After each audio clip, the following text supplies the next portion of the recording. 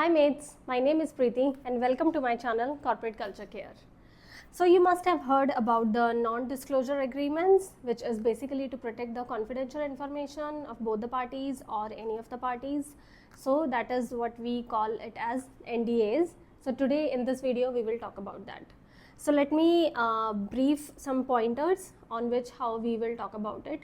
So first of all, we'll start with the types of NDAs. Then we will talk about the purpose of NDA, why we enter into this kind of agreement. Then we will talk about some exceptions to NDA because that is considered to be a very important topic. And then we will talk about the breach, if there is any, by any of the parties, or accordingly we will discuss about it. So let me start the video. In the first point, we see that there are basically two types of NDAs. One is the unilateral NDA and another one is the bilateral NDA. Now the term which is being used here, unilateral, which is saying that one of the parties sharing the confidential information and the other party who is the recipient of that information has the obligation to protect that confidential information.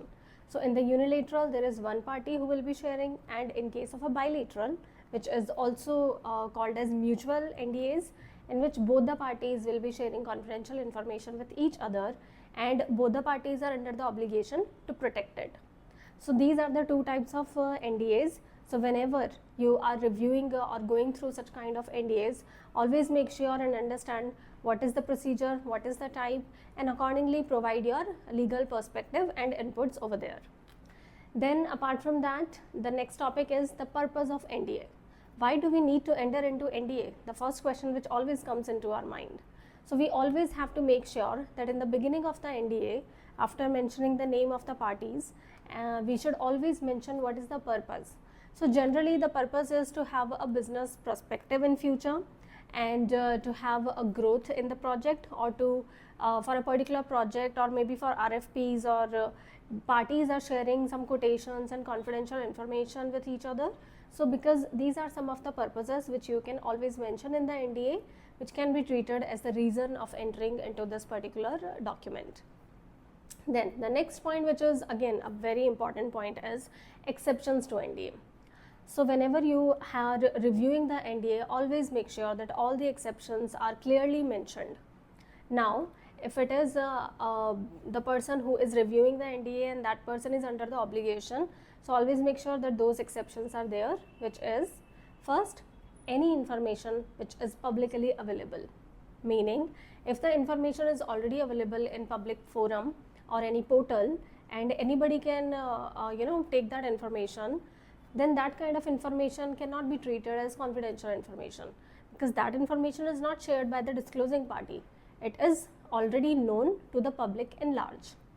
Next point is any information which the receiving party already knew before entering into that NDA or before getting that information from the disclosing party. So that information is again to be treated as an exception, meaning that that person is not under that obligation to protect that particular information which the receiving party already had in the beginning of the NDA. Then there is any kind of information which the receiving party have received from a third party. Now who is third party? So in an agreement which is signed by the parties, only those parties are recognized as the parties to the NDA or to that particular document or agreement. Any party who has not agreed or not have signed the particular document will be treated as a third party. So any confidential information which the receiving party have got from any third party, and that third party is not under the obligation to protect that confidential information, so that information will also be treated as the exception to NDA. Then the last exception is any information which needs to be disclosed by the receiving party due to the act of some government authorities.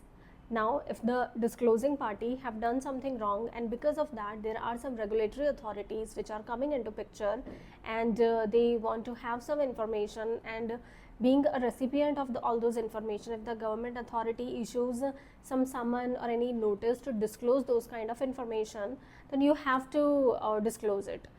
So these are some of the exceptions to the NDAs.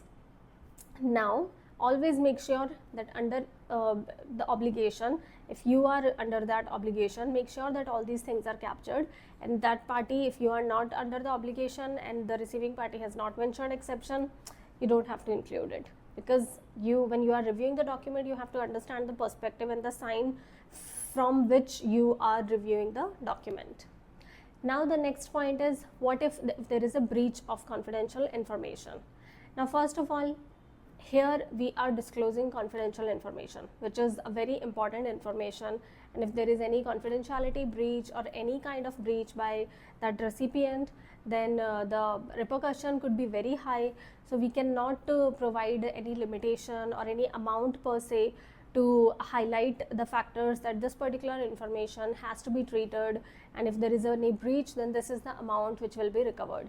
So that kind of a limitation which we cannot mention. So it is a very high amount of obligation which is there to protect it. And whenever the recipient is having these kind of information, they always have to make sure that whosoever is the party or the individuals or personnels or employees receiving those information also have signed that particular NDA internally in the firm to protect that, because its breach is very important, and you should not breach all these kind of information. So thank you, that is all from my end from the NDA topic. But if you want to know something else about it, please provide a comment, and you can always drop me a mail. So I will be sharing my email ID in the description, and then you can let me know if you want me to cover some additional points on the NDA topic or any other topic, whatever you want, or if you have some additional inputs, whatever I've mentioned, and if you have any thoughts about it. So we provide all those information in the comment, and I can again come back with the additional video covering all the questions and other inputs whatever I have received from this perspective. So thank you so much. This was my end of the video. In the next video, what I will be discussing about is how to prepare a CV, because now market is very much open and people are moving here and there. So it is very important to have a very particular CV which is created by a human, not AI version. So I can help you out how to prepare a CV and what are the pointers to be taken into consideration. So that will be the next video. So please subscribe my channel so that you don't miss all the information which is very much important if you are a corporate buddy.